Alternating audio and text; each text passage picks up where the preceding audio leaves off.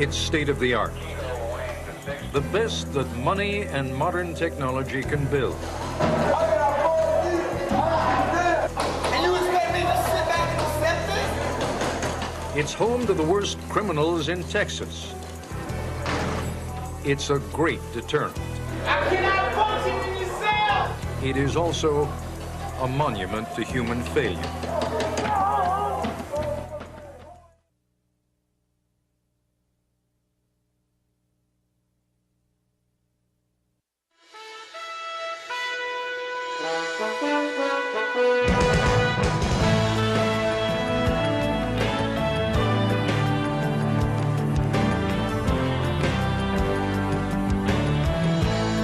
Cell Block C of the Estelle High Security Unit of the Texas Department of Criminal Justice. Listen.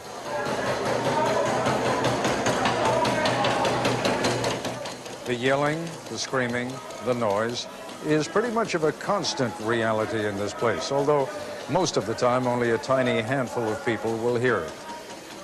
This is the sound of bedlam, the voices of men so violent or incorrigible or uncontrollable that they have been dropped into the bottom of a modern sanitary pit, where there is neither day nor night, where, in theory at least, they can neither threaten nor injure another inmate or any of the men and women who guard them. If they follow the rules here, they will be brought outside to exercise in one of these cages for 1 hour, 3 times a week. The rest of the time, the remaining 165 hours of every week, they are locked in the solitary confinement of these cells. This is where we begin and where we will end our series this week, in Cell Block C. Some such units are known as Supermax. Here, it's known as SEG, or ADSEG, Administrative Segregation.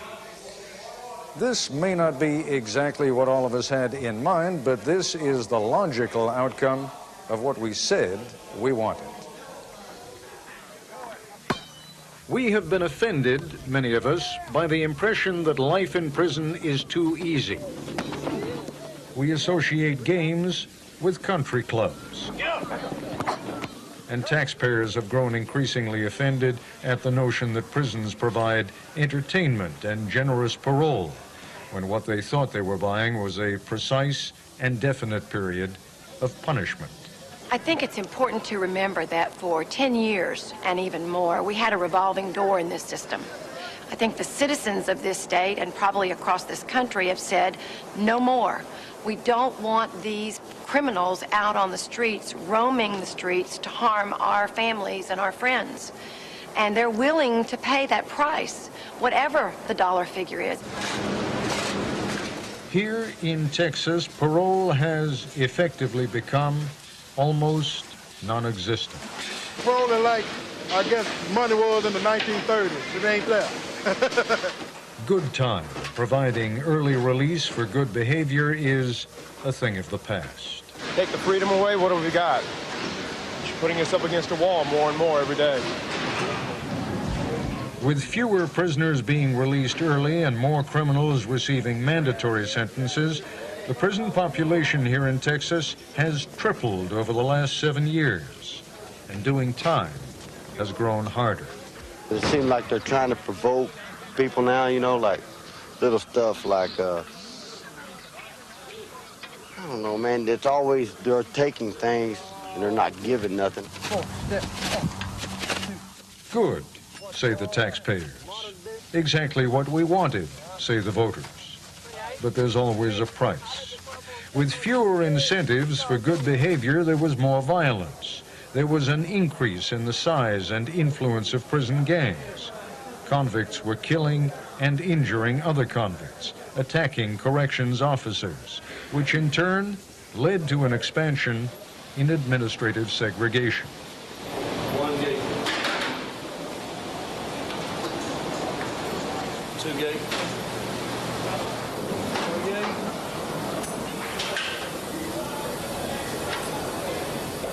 The WIN unit is a maximum security unit.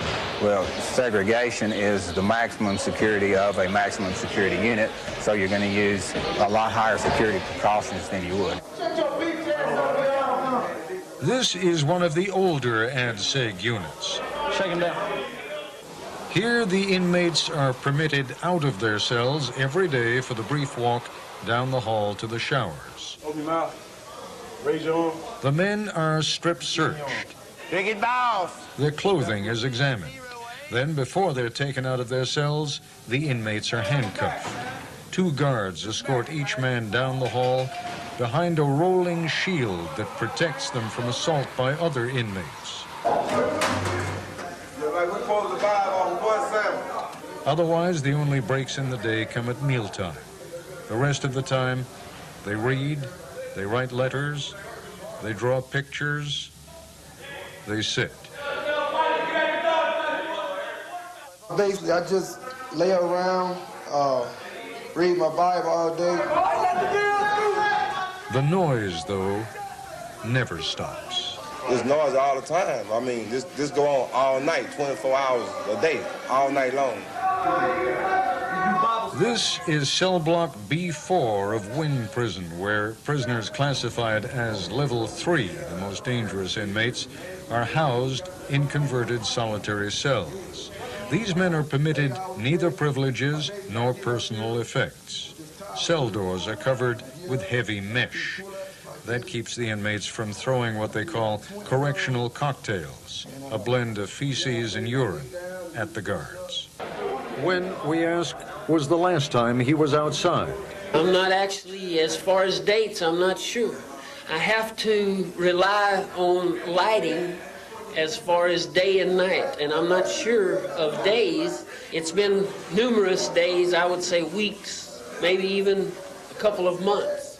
But now we're supposed to be functional, individual, ready for release into society. Might be somebody's next door neighbor, but this is how you get treated. But they want you to act civilized in a cage, half hungry. But has it worked? If the goal was to cut down on violence, it has. In the mid-'80s, there was 1 murder for every 1,000 inmates. Last year, it was 1 in 15,000. ADSEG at Wynn Prison is tough. But at least there is some minimal human contact, and you can see the sky. You all right? The new facility at Estelle, high-tech, computerized, sanitary, is much tougher. They all agree on that. The administration, the inmates, the correctional officers, all agree that they've managed to squeeze out practically every vestige of human contact at Estelle. The inmates there suffer from acute sensory deprivation. You know, as you can see, there's no windows. You know, there's the shower. You know, you don't live at this period. This can be very depressive, you know what I'm saying? And, you know, you got people, like I say, that ain't as strong as others, but then too, you know, some make it, some don't. It is just a few hundred yards from the main prison at Estelle to the ADSEG unit. 2 inmates to be transferred a few hundred yards to another world. The young white inmate, David Barker, the officer in charge, Captain Steve Gaylor. Put your hands up, put your mouth, flip, turn around, lift your left foot, right foot, bend over, spread your cheeks. Everything went SOP, standard operating procedures. I've known him quite some time through his incarceration. Barker is going to ADSEG for assaulting a guard, but assaulting a guard can be as simple as a verbal threat. He's a very passive individual. He's also a manipulator by bad behavior. He might stand his own for a while until he decided to go the easy way out and maybe do a staff assault and get locked up. Every time we leave, they strip us to make sure we don't got nothing. I'm used to it now. Happens every time we come out. Got to get used to it. The second prisoner awaiting transfer, Willie Madlock. Mr. Madlock, you're going over to administrative segregation, is that correct? Right. Have you been over there before? No. You know what it's like? No. No. Do you have any idea? No. Everything was going fantastic. Just standard operating procedures. He got out of all his clothes, And then he was told to turn around and bend over and spread his cheeks, which he turned around, bent over, and didn't spread his cheeks. Give me a direct order now, like to bend over and spread your cheeks. He was strip search.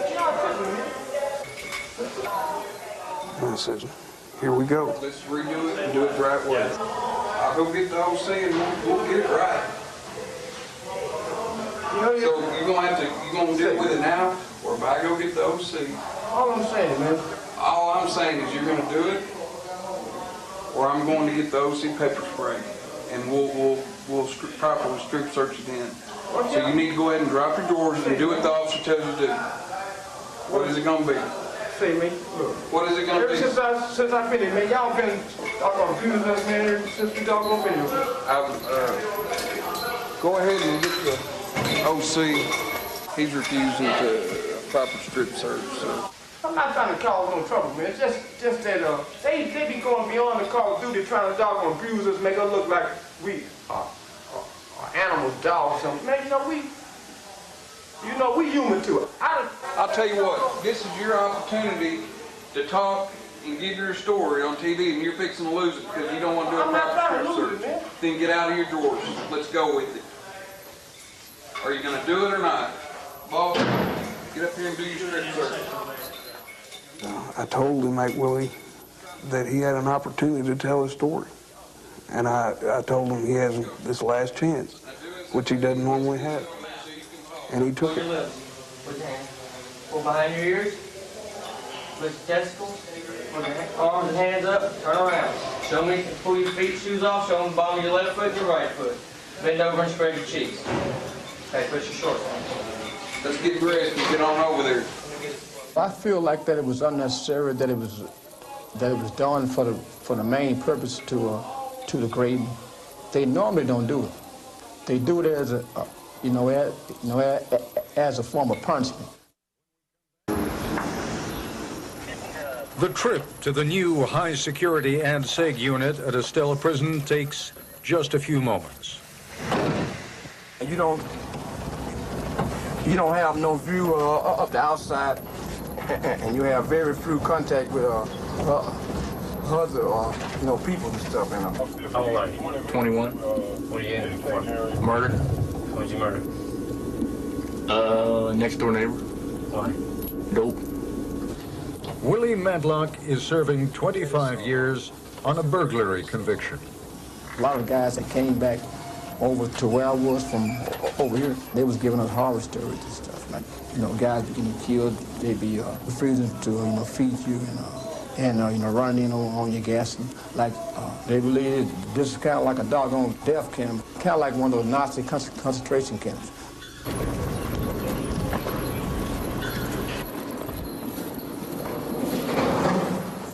David Barker bears the scars of an earlier suicide attempt. Major William De La Rosa, who runs the ADSEG unit, must assess and classify the new inmates. My mind tells me that I see a passive, vulnerable inmate. He's bent over, kind of clinging on to himself, and he steps up to me and hardly says anything. I see that David's trying to get away, run away from something, and I don't see no disciplinary problem.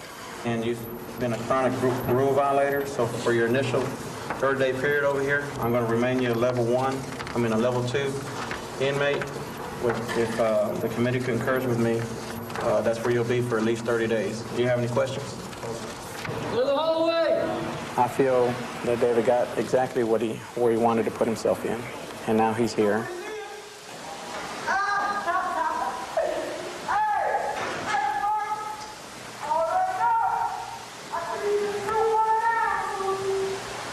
Open 116, 116.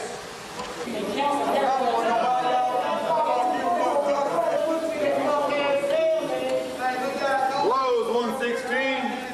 116. I did the crime, so I gotta do it. I gotta stay here and do it. Can't be no harder. Don't come here. There ain't no place to be.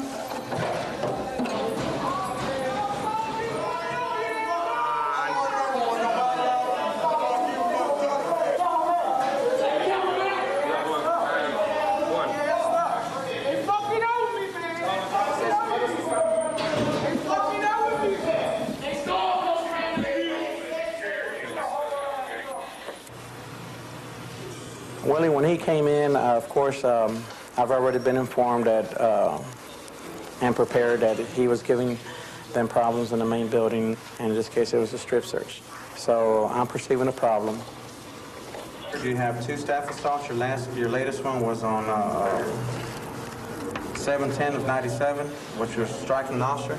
I'm going to remain you a level 3, starting off here, and the next 30 days we'll reevaluate you again. They had already made their decision. They were just going through the formalities. And, you know, I felt like I was being treated like, you know, like livestock or something. He's got a stand-up posture. I see Willie doing exactly what he wants to do, or he thinks what he wants to do. I told Willie, I don't see you having any problem over here as long as you do what's mandated. Do you have a problem with that? And his answer was no, sir. This also done created a whole lot of, you know, mental problems. I would be willing to believe of half the people over here on some kind of psych medication. Being locked up in these cells 23, 24 hours, 7 days a week. Most people break after a year or two. Most people break. Yesterday, when I went to Willie Madlock's cell in cell block C, we talked for almost half an hour. I got to ask you, Willie, you could play the game, right? Right. You could play by the rules. You could Right. say, all right, I'm going to keep my nose clean, and I'm just going to try and make it out of here. Right. I don't get the sense that's the way you're made. I mean, you look upon this as kind of a challenge. I mean, I've got to say, I have sort of grudging admiration for you, but you know, there's an easy way and there's a hard way. If you lose control over yourself, you'll never get it back. I mean, it's easy to be on the outside looking in and, you know, judging. And you know, it's like this here. Person can only submit so much, man. You know, before he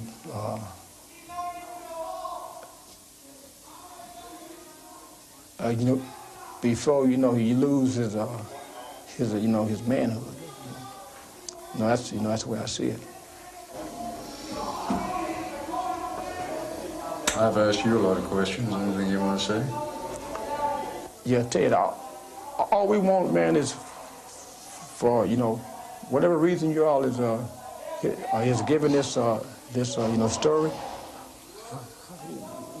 We hope it be a two-sided you know, story, you know, tell, you know, both sides of it.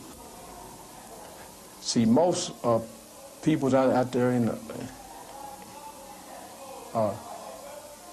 America, they could care less about us, right? They feel like, you know, lock them up, make them do as much time, make it as, you know, hard as possible. But it's also another, you know, side, you know, to it too, is that person, people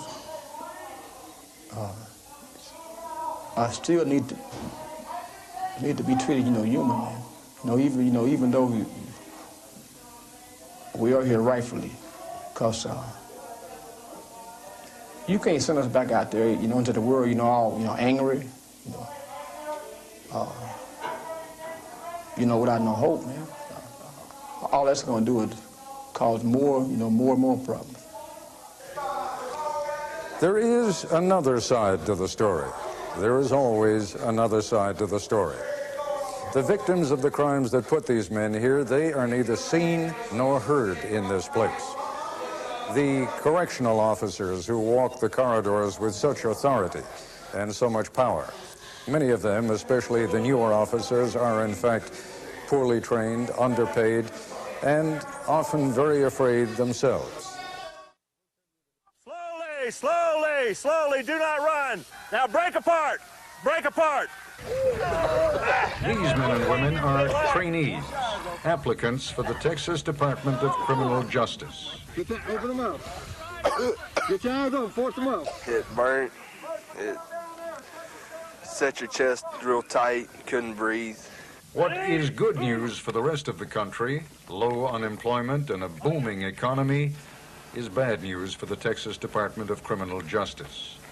At a time when the system is desperate for reinforcements, when the number of inmates has tripled since 1989, the cream of the crop, the best candidates, are opting for better paying, less dangerous jobs. Okay, when we do this area or whatever, and then you move down the front to the cross area, and you work your way down. And make sure you feel very thoroughly so you won't miss anything. Always shake down an area, okay? This is another thing that we're inspecting for, okay? Things like this. These things have been found. They will confront men who are dangerous, angry, often psychotic, men who have nothing but time on their hands. And those who are assigned to the ADSEG unit at Estelle will always have, in the backs of their minds, the knowledge that most of those inmates were considered too dangerous to leave in the general prison population. We're supposed to punch him, abuse him? I would not say they're unqualified. Our training does meet minimal standards for correctional officer training. I do believe that the training should be increased. In point of fact, the demand is so great, the training has been decreased from 6 weeks to 4. I think the training, if you listen, is adequate. I mean, to protect yourself. Defensive tactics is designed for the self-protection of the correctional officers. It is a limited familiarization program of 10 hours, and all we can do is familiarize them with the techniques. We had originally requested that we be allowed to train in defensive tactics for 40 hours so that there would be more hands-on practical application of those exercises. From here, this here is a straight-on block. Training has been cut. Standards have been lowered. A year ago, the washout rate was 10%. It's down to 1%. Many of the trainees are out of shape, but if they're going to trim down and toughen up, they'll have to do it on their own time. Let's say he has a shank. Did you see he slammed forward what? As long as they have never committed a felony, as long as they have not been convicted of a misdemeanor during the past 5 years, as long as they have graduated from high school or passed an equivalency exam, they are qualified to be trained as correctional officers in the state of Texas. The correctional officer of today is entirely different, a totally different picture, a totally different person than the correctional officer of years gone by. But I feel that the desire within the person is still there. They may not possess all the skills, all the mechanics about it, all the technical qualities, but if the desire is there, we can do a lot with it. Which is another way of saying, what else can we do? For a starting salary of $18,000 a year, almost any adult in Texas can work at a high-risk, high-tension job. I come in every day thinking my life will be in danger. I really don't trust, inmates. I feel that if you don't come in here thinking that your life's in danger, then the one day you don't think your life will be in danger, it is. It will be. In 1996, there were 918 assaults on Texas correctional officers. In 1997, that number jumped by more than 50% to 1,442. By the time I get home at night, I'm so wound up that it takes me 2-3 hours before I'm even able to think about going to bed. It's a high-tension combination, verbal abuse and physical danger.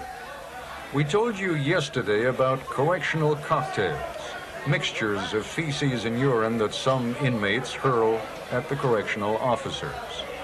In an age of AIDS, it's more than disgusting, it's unnerving. You have to be really two different people, because if you go outside that gate and you act the same way you do in here, there's no one that's going to want to be around you. Because basically what you do all day is you tell people what to do. If you walk out this gate, and if I treated my fiance the way I treated, if I treated my fiancée the way I treated the most well-behaved inmate, even, it wouldn't be a pretty sight. She wouldn't enjoy that at all. It is hard not to feel a measure of compassion for men facing years of solitary confinement in a place where no shaft of natural light gives even a hint of the passage of time. You can even feel a grudging admiration for the spirit of inventiveness and determination that pries open the isolation of concrete and steel. But the same device that draws a newspaper or a magazine from cell to cell can also pass a shank or a razor blade. It can maintain discipline within the Aryan Brotherhood or the Mexican Mafia.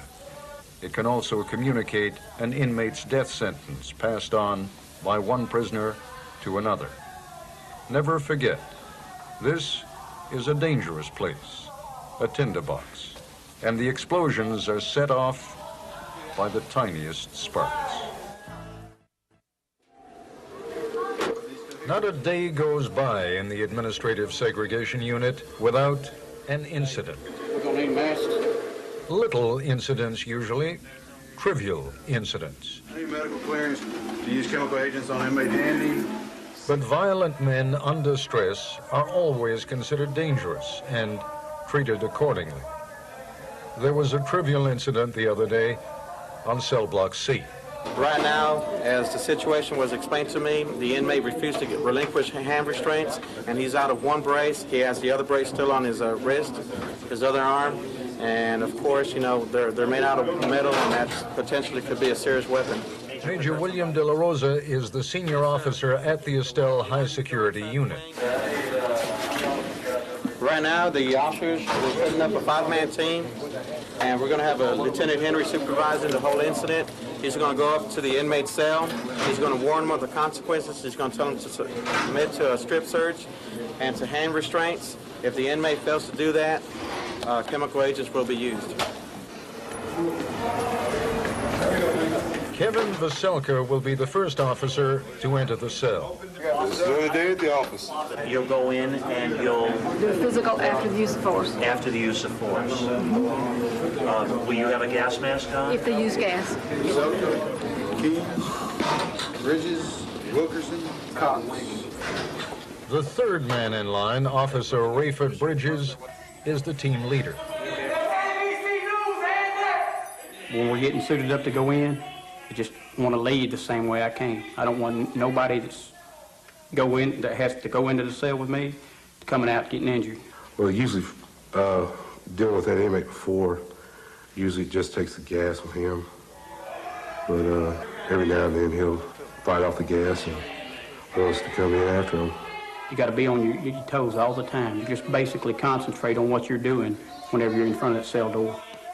Officer Kimberly Driscoll is recording everything that happens on videotape. The inmate, he was just acting abnormal. It's nothing new with that inmate. He just wanted attention. This time inmate is complying with orders. We went to the cell, and the inmate, he complied to orders to have the hand restraints secured, so I secured the hand restraints. Once we've entered the cell and the inmate is subdued, placed on the floor, and when the leg restraints are secure, I let them know leg restraints secure. When the hand restraints are secure, I'll holler hand restraints secure. Anytime they have those restraints on, regardless if they're behind his back or, you know, I've seen them bring them in the front. They can bring those handcuffs or hand restraints in front just as quick as you blink your eyes. The inmate, as you all saw and witnessed, he complied. He gave us back the restraints, and no use of force had to be used, so everything turned out well this time. At first started doing this, it was kind of, I guess, scared, you know, but pretty soon you get used to it. It's a normal, everyday thing. You know, sometimes we'll wear this stuff for 2, 3, 4 hours, you know. When you go in there, you have an adrenaline rush. Because when you go in, you don't know what the inmate's going to have, if he's going to have a homemade shank, anything like that. So you got to be prepared each time you go in, because you never know what to expect when you go in there. So you're always going to have an adrenaline high when you go in. I saw a This incident was insignificant, but that is not always the way it goes. I can't write none of my family. I can't let nobody know what's going on the way y'all doing it over here, man. And you expect me to just sit back and accept this? This is the only way I've got to communicate. It's easy for resentment to build in a place like this. Small things loom large, and sometimes, even if you have a legitimate beef, nobody is inclined to listen. Sometimes inmates engage in pointless acts of rebellion.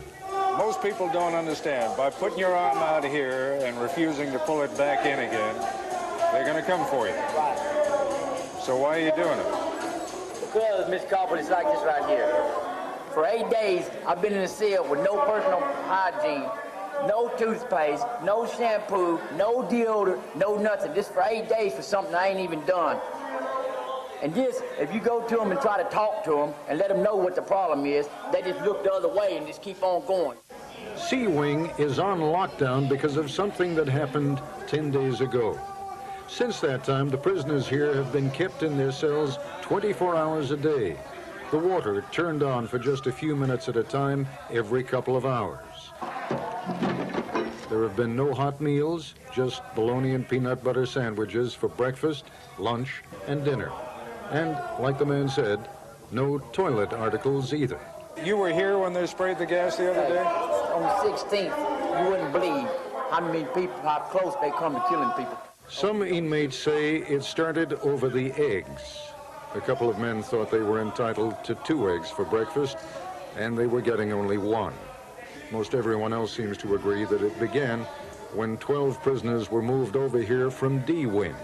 And in the process of moving these inmates over here, moving other inmates over, we shook down D-Wing, and we was in a process of shaking down C-Wing. When you talk about shaking down the wing, you mean searching all the cells? Yes, sir, searching the cells. Right. And looking for contraband. The inmates in C-Wing started creating a disturbance, and the fact that they were beating and banging and kicking on their cell doors to where I felt like there was imminent property damage fixing to take place. I mean, even in the short time I've been here, there's a lot of banging that goes on. I mean, there's a lot of frustration. That pounding the cell door seems to be, you know, one of the favorite activities around here. I mean, this is one of the few quiet moments we've had in the. Oh, this is the banging that I'm talking about. I'm talking about kicking the light fixtures, trying to kick the light fixtures out, kicking the cell doors to where they're rocking off the track, and trying to cause destruction of property.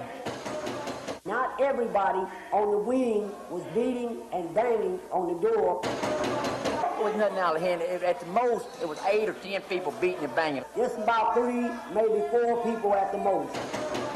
In this situation, the warden had violated a procedure denying the prisoners an opportunity to have their property inventory in their presence.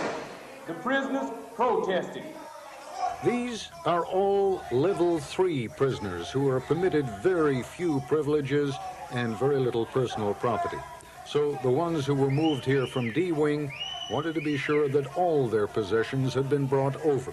At a time like that, do you even try to walk along the cell block and ask them or tell them to be quiet? Yes, sir. You got to give the order to cease the behavior, and the behavior seemed to intensify.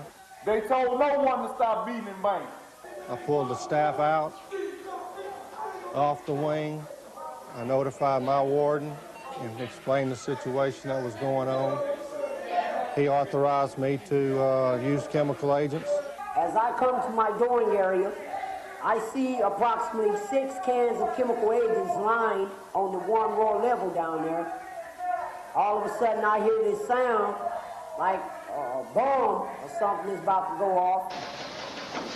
It's a grenade, and when you throw it, it'll break into 3 different sections, and it'll administer 94 grams of gas. I just see a cloud of fire, a cloud of smoke shooting into the air, dispersing chemical agent smoke, which is rising as gases rises in the air. Tear gas. It was strong. If there had been any individual over here with heart troubles or asthmatic individuals, there is no doubt in my mind there would have been a death. Now that's tear gas. I wouldn't say tear gas. It's a eye irritant. Wouldn't call it tear gas in the form like the tear gas. Although, if you're around that smoke, yes, sir, it irritates the eyes. And irritates the eyes. Right. It causes your eyes to tear up. It causes the mucus in your nose to start dripping out. Yes. Irritates the skin. Right. After that, we were stripped butt naked, handcuffed and shackled, and took to the recreational area and laid on the concrete. We went along after the grenades went off, and we entered the wing. We started on one row, even side, on the end down here, and we started pulling inmates out. And while the officers were pulling inmates out, I walked the wing to make sure everybody was all right. There were some inmates that it didn't have that big of effect on. They told me they was all right and they didn't need to go out. The reason why I didn't let them take me out is because I had my property in the cell, and they were confiscating property, or anybody that left out of the cell, they were taking all of the property. And if I would have exited my cell, they would have confiscated everything that I would have had. I would have came back in my cell naked. Open your mouth, run your fingers through your hair, lift them. So that's why for the past 10 days, C Wing has been on lockdown. And why this man, whom you met at the beginning of the segment, refusing to pull his arm back through the food slot of his cell door, was protesting. He had nothing to do, he says, with the events that led to the gassing. But in administrative segregation, everything you do has consequences. Negotiation is not a part of the system here. You do what you're told, when you're told. This inmate, when they searched his cell, they found a single-edged razor blade and a fishing line. That, too, will have consequences. The state of Texas plans to spend hundreds of millions of dollars building new, specially designed high-security facilities, like this one adjoining the Estelle prison near Huntsville, built to house the most dangerous and violent offenders. More than half the inmates at this prison within a prison are here because they are believed to be members of murderous prison gangs. It wasn't always like this. Prison gangs used to be segregated from the general population, but they were allowed to exercise together. This incident in 1985, captured on videotape by outnumbered guards, shows members of the Aryan Brotherhood gang turning on one of their own, stabbing him to death. Now, these gangs are isolated, cut off from nearly all contact with each other, and gang violence is down.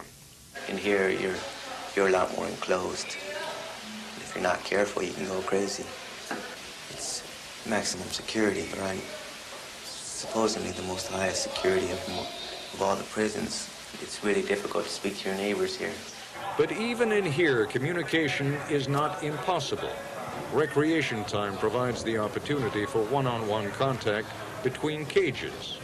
The gangs have perfected elaborate hand signals to communicate. No, I told you, I will give you my word. Okay? Gang intelligence officers like Sergeant Irma Fernandez are assigned to every prison to monitor gang members, talking to informants, reading inmates' mail. Just because they're in administrative segregation doesn't mean that they're isolated. You know, they still send word through visitation, you know, anything that they need done through visitation, through the mail, coded letters. They can still, whatever they need, they can still get done. Here's an example of a code. This is a postcard. Sammy Buentello runs the war on gangs for the Texas prison system. Basically, if you take off the photograph, you'll see that it's a number code. And in this particular case, they're discussing actually assaulting several people out in the community. And so this not only affects us, it affects the community at large. Just for example, this past weekend, we've had 2 homicides in San Antonio, Texas, 1 in Austin, Texas, and 1 in Dallas, Texas, that were related or suspected of being related to prison gang activity, and that's in just 1 weekend. It's getting harder and harder to identify gang members as the prison authorities crack down on them. Tattoos with gang markings are increasingly camouflaged. In this particular case, you see camouflage Aryan Brotherhood. Now, if you look close underneath the eyes, you can see the A and the B. We could identify them because they were marked. Okay, now they've gotten smarter because we have started locking, a lot of them up now. So that makes it harder for us, and we do it through their correspondence. We search their cells. Sell contraband, selling things, extortion. This man is a member of the Hispanic gang Barrio Aztecas, doing time in administrative segregation. All my time I've been back here. The rest of your time? And the rest of my time I'll be back here. And each time I keep coming back to prison, I'm going to be back here. How does a little guy handle himself in a place like this? By himself. Even small people need to learn to maintain their own respect amongst others, especially in prison. If I have to go as far as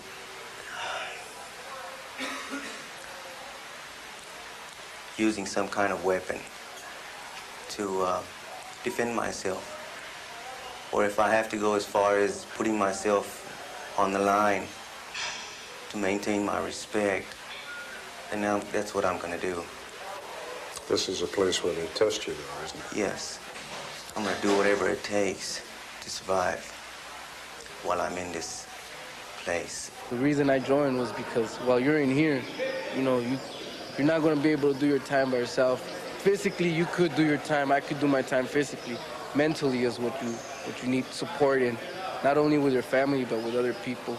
What we're about is it's brothers. We're brothers, which is we help each other out financially, mentally, physically.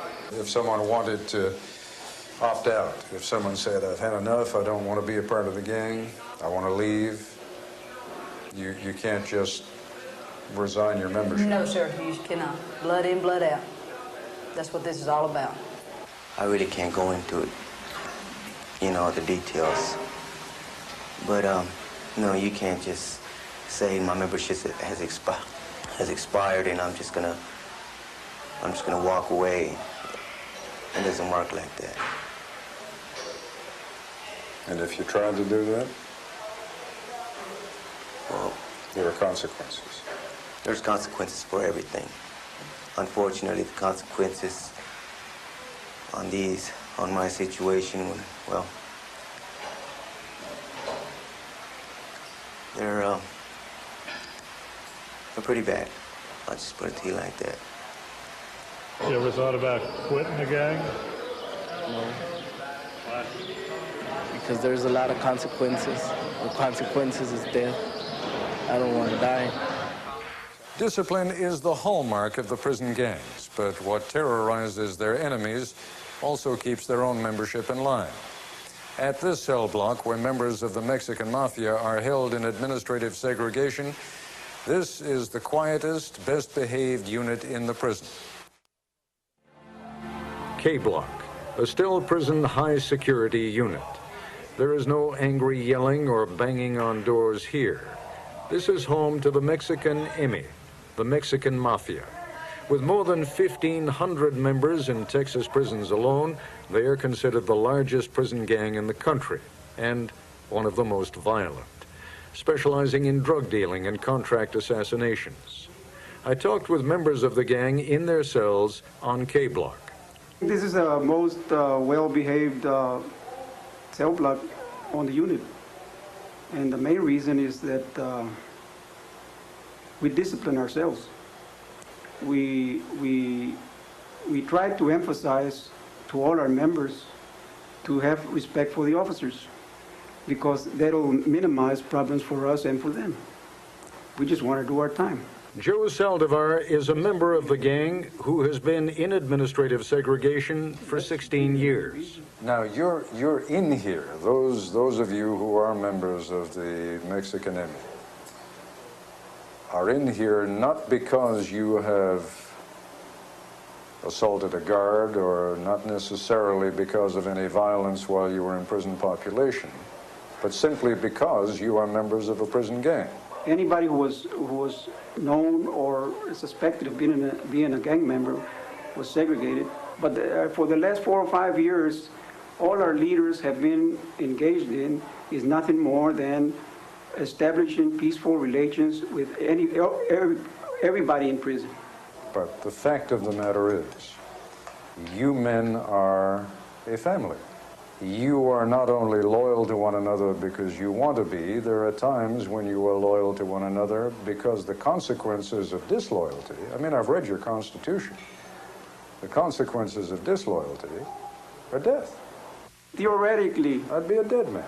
They're supposed to be dead men, but there's cell blocks full of exes, not only from our family, but from other families.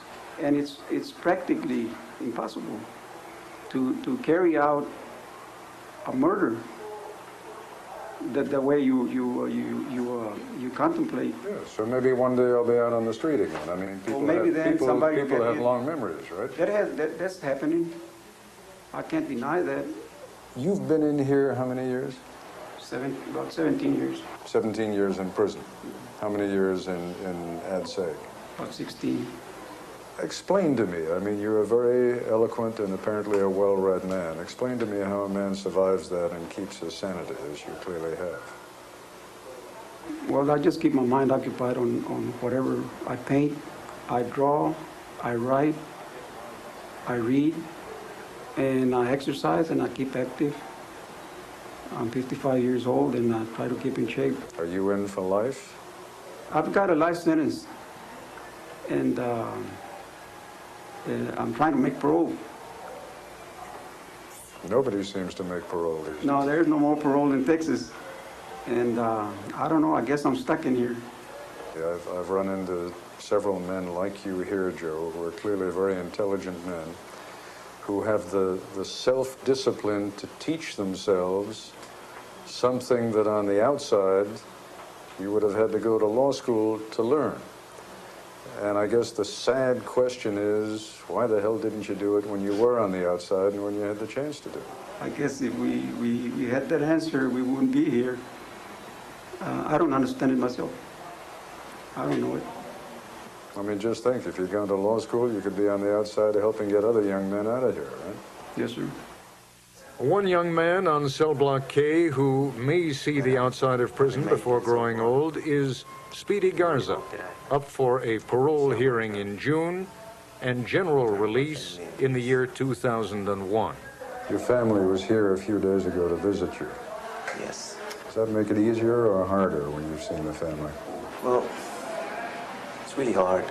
I can't show that I'm afraid or that I'm scared or that I miss them or that I'm tired of being in this place. I can't show very many emotions at that time. I have to try and be strong so that they can be strong. So I try my best to keep a smile on my face and make them think that, well, everything is okay. While Speedy Garza meets with his family, nearby, a mother meets with her son. He has joined the Ku Klux Klan since coming to prison. All you gotta do, go to the FBI, they'll show who's the ones killing the people, raping the babies out there, selling the crack cocaine on the streets, robbery, carjacking. They sure ain't the white people. Travis Poole is doing 20 years for 2 counts of burglary. He is 27 years old, an avowed racist, and a proud member of the KKK.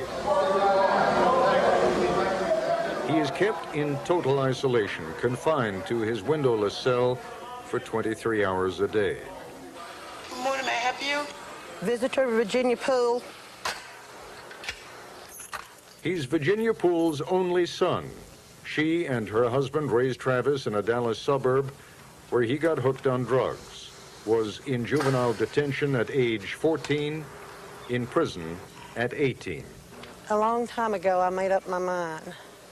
I love my child unconditionally, and I apologize to no one for loving my child. I'm not ashamed of him.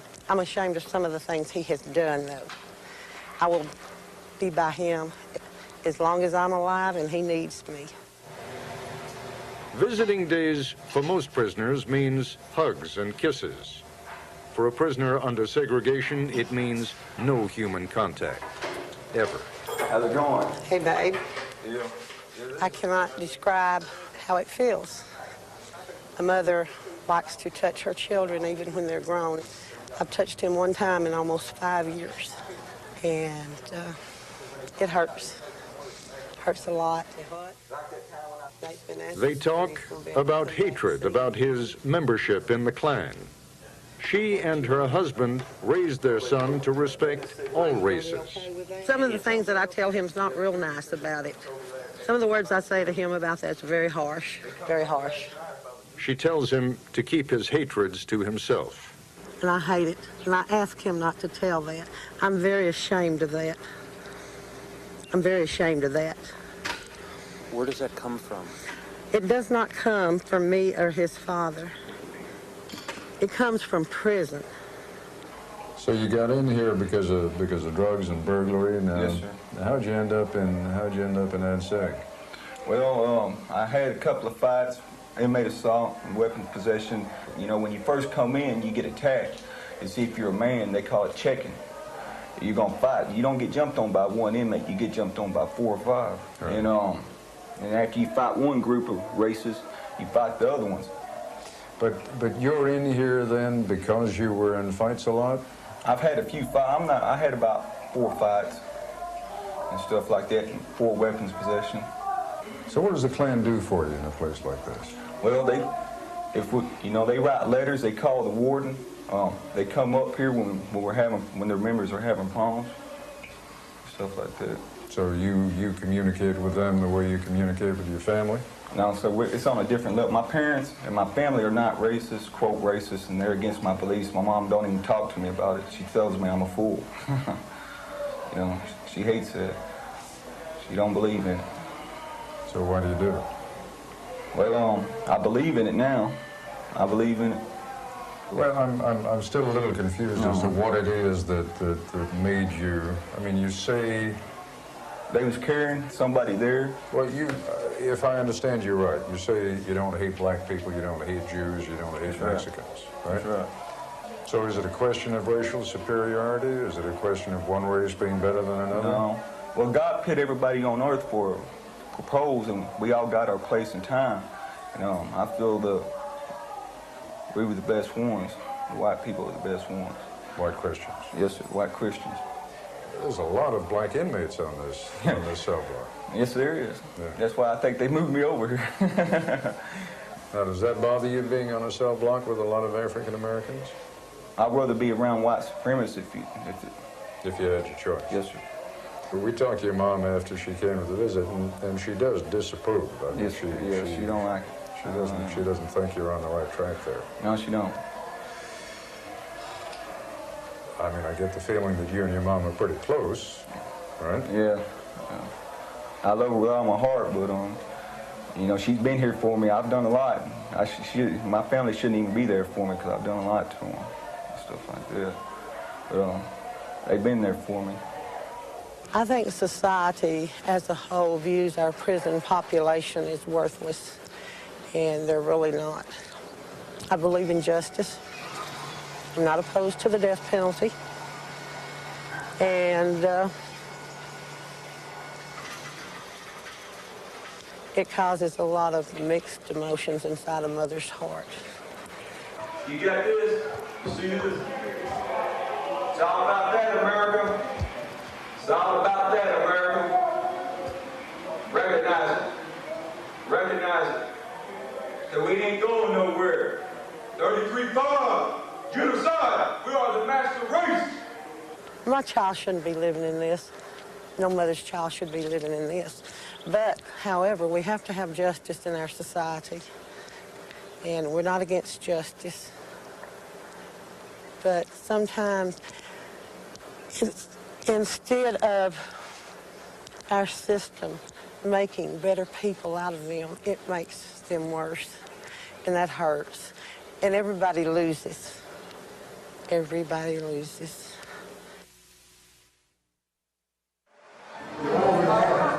These administrative segregation units, in some states they're called supermax prisons, are clean, high-tech, state-of-the-art, and very, very tough to take. When I got here in this prison, it's nothing like the other prisons. Speedy Garza is in prison on 2 counts of burglary. He's here in administrative segregation because prison officials identify him as a member of the Mexican Mafia, the largest and most violent prison gang in America.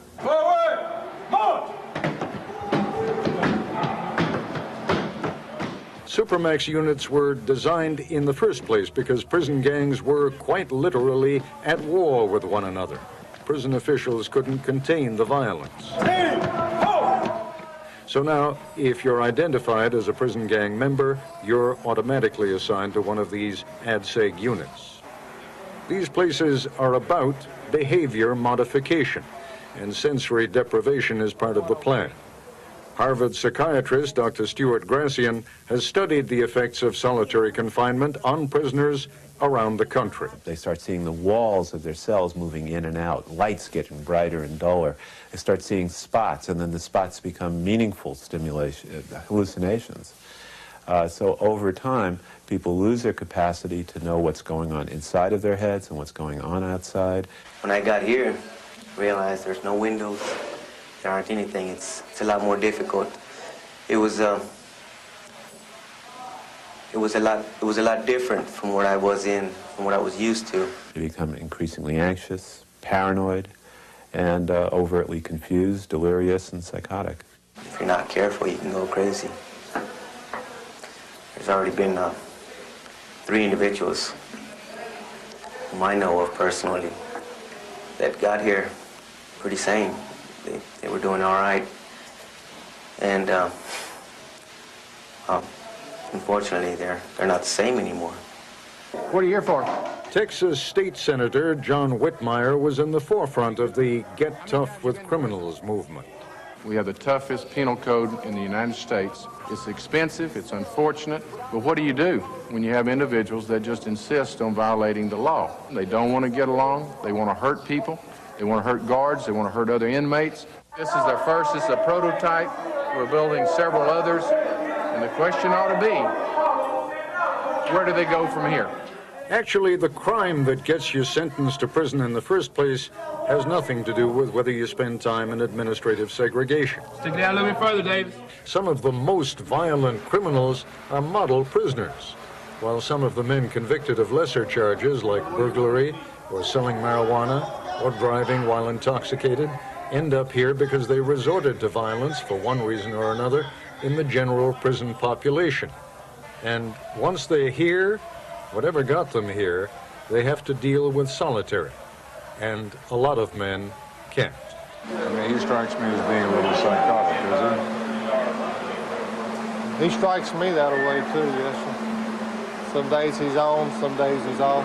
I've seen people just completely have lost their mind and say you're completely crazy. Talk to themselves. They play with their own waste. You know, they just, those type of people, you know, I really can't say what they do when they get out. They can't conduct themselves in here, so I doubt they can conduct themselves when they get in the streets. 95% of these individuals will be out on the streets again. That's the statistic. That's how many get out. And when you house them in these settings, you're costing us as much money as you possibly can. This is the most expensive way to house a prisoner. So you're going to ultimately get prisoners out sooner, and you're going to get them back to our community in the most violent and crazed and disordered state that you can possibly have them in. Estelle prison psychologist Dan Busby disagrees. Sometimes it has absolutely no effect. It's absolutely nothing to them. Then other people will have some effect from the derivation of stimulus, and but I find that's a very small percentage. I have the Spirit of God in me. That's right. I'm the Son of God. The percentage may be in dispute, but there is general agreement that this place drives men mad.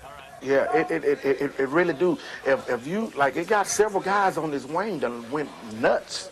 The people, some of the people behind those is crazy, but me, how I feel, lost, lonely. I cried a lot.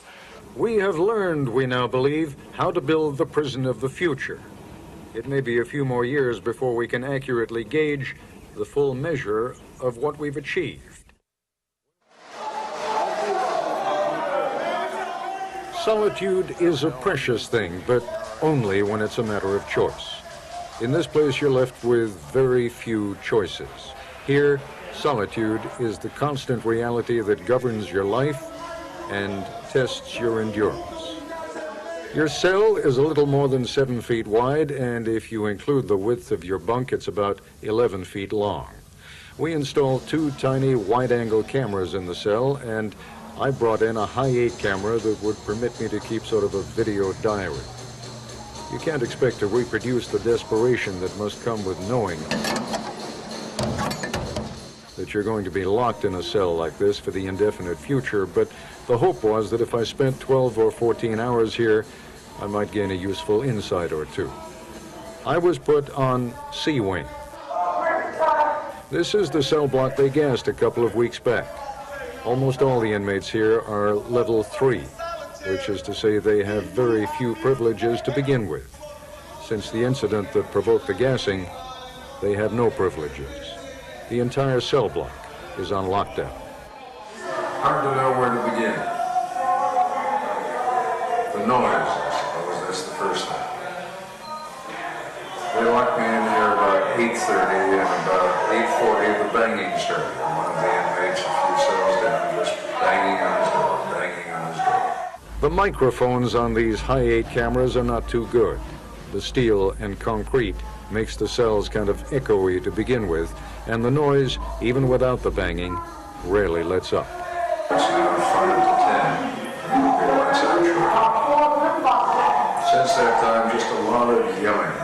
Some of it, I'm sure, is yelling back and forth, cell to cell, people communicating with one another, but a lot of it is just yelling, just people giving vent to their frustration, their anger, their madness, whatever it happens to be at the moment. Normally, if that's ever an appropriate word in this place, normally meals must be an important break in the monotony. Since the lockdown went into effect, they're part of it. Had my first Johnny, my first sandwich, peanut butter and jelly. Not the best peanut butter, not the best jelly, not that is. Still, the notion of having peanut butter and jelly 3 times a day, they've had it now for 10 days. They've been on lockdown since the 16th. I can see how they get old real fast. The theory of behavior modification in this place is as simple as it gets. Good behavior is rewarded, bad behavior is always punished. Food is an instrument of reward or punishment. The knowledge that people can walk by this cell if they're so inclined, if for one reason or another they want to punish the person in here and forget about breakfast or forget about lunch or maybe forget about all 3 meals in a day. Water is normally turned on to the in-cell showers for 20 to 30 minutes a day. It can also be turned off. If a family member puts money into a prisoner's account, he can buy a few items from the commissary, even a radio with a headset. But radios are a privilege not available to prisoners on level 3, so there are no radios in this wing. The noise is bad. I don't know if you can hear it, but there's just a lot of shouting in the prison. And I guess the ear adjusts to that kind of thing over a period of time, but for the most part, I can't understand what anybody's saying. For the most part, it seems like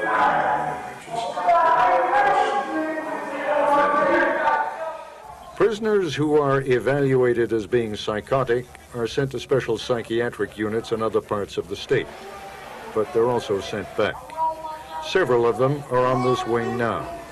It's a close call, and it's hard to see how this place will do anything but drive them over the line again. I thought the nights would be the bad part here. I don't think that anymore. I've been here long enough, at least, to know that No matter what the noise is out there, you can sleep. And as long as you're sleeping, the hours pass very quickly. But the daytime, when you sit here sort of wondering how you're going to fill the day, that's going to be really difficult in this place. There's a guy on the other side of the cell block indicating that he wants to send me a letter. The technique is called getting on line, or fishing. He's flicking out a line weighted with a comb. If I had a line of my own, I'd be expected to hook his with mine, and then I could draw his line with the letter into my cell. This guy is good enough, though, to do it without any help from me. There's the fishing line, and somehow that inmate across the hall managed to flick that comb under the door of his cell, across the floor of the corridor between our two cells, and under the door of my cell. The letter was mostly about food. Says he's not getting enough, that he weighed 138 pounds at the beginning of January and is now down to 122. Nobody promised us a rose garden, he writes. On the same token, someone did promise us the rights of being human. He gets the letter to me just about the time my brief stay in ADSEG is over. He's happy, though, believing that I will get the news out to you. But if he thinks that most Americans will care, he has probably misread the public mood. It doesn't matter whether an inmate is a murderer or the writer of bad checks. Here in Texas, generally all inmates begin their sentences in the general population. But it is behavior that determines whether an inmate stays there, or whether he must be segregated here in this prison within a prison. I sat down with the warden here at the Estelle unit and with the director of the Texas Department of Criminal Justice, Wayne Scott. Psychologically, boy, you talk about deprivation. You don't see daylight. You have the freedom of your cell, and then, as you say, maybe once a week, maybe 2 or 3 times a week, you get to spend an hour doing chin-ups or push-ups or shooting a few hoops. Well, remember that we're talking about a very small number of people system-wide. I understand. That go into this. I'm status. only thinking about that one guy. When he comes out and he moves back into my neighborhood, they're worse off. Some of them are worse off when they come out than when they went in. Well, I won't debate that issue with you. I will tell you again that our release mechanisms allow us to put those people under super intensive supervision for that reason. Because if we think somebody is a continuing danger to society, we want to do everything possible within our means to track that individual, to keep them from creating some harm to the public. If someone is borderline psychotic, putting that person in pretty much total isolation for 23 or 24 hours a day is not designed to help his mental health. That's true, and that's why we have the medical professionals in there 3 or 4 times a week talking to those people. We don't want somebody to become fully psychotic, and if we can catch them early on and get them shipped out for treatment, and that's why we try to keep such a close eye on that. Little psychosis is okay, huh? All of us have it. We talked to a Harvard psychiatrist who specializes in solitary confinement. What he talks about is acute sensory deprivation, that's the most difficult part. I can understand where the isolation could affect an individual's mind. But again, they chose to be there. We did not put them there. They chose to be there. I mean, look, this is a place where everything you do has consequences. Yes, sir. This is also a place filled with people who didn't get that when they were outside in the world. They always thought the consequences didn't apply to that. So the question is, how well do the teaching methods work? It's obvious that they're not working. And again, that goes back to the individual, what he wants to take in and what he does with that information when he gets it. The great fear, I think, that people on the outside may have, I'm talking about civilians, when they see this series that we've been doing is the implicit message here is you've got men who are so incorrigible, so tough, so violent, that they can't make it here in the general prison population where they're surrounded by people just like them. But once they've done their time in Ad Se, they're out on the street. I'd be a little concerned if one of those fellows was moving into my neighborhood, wouldn't you? Oh, yes, sir, I'd be concerned. And what's the answer? There's no hope for that individual, in my opinion. He was aggressive, for one, to get into Ad Se, and he was probably aggressive before he came to the penitentiary, and he's going to continue to be aggressive when he gets out. But if anything, he's a little meaner, a little tougher, a little more psychotic than he was when he got here in the first place. Yes, sir, I'm not going to argue that point either. You're the mayor of a big and tough city here, and you've got to take control of this place and maintain control of this place. But let me ask you to put your warden's hat aside for a moment. Just talk to me now as citizen figure. Is there a better way that society can deal with these men before they come in here? I think we're not educating at the elementary grades. And when I say that, we're not educating as far as what's right and wrong. Some people accept that, you know, if you do something wrong, and if I try to approach that child and try to correct him, I have to worry about the mother and the father and everyone else. And I think that's where I see some mistakes being made. Lack of discipline. Yes, sir, lack of discipline from the parenting into